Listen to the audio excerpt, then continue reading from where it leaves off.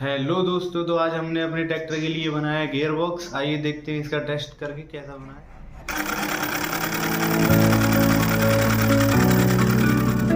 सबसे पहले हमने एक पीवीसी शीट ली, उसके बाद हमने 5x6 के पॉइंट लगाकर उसे साइजों में काट लिया अपनी मोटर को स्टेबल करने के लिए। उसमें हम अपनी बेरिंग भी लगाएंगे प्लास्टिक की शीट में।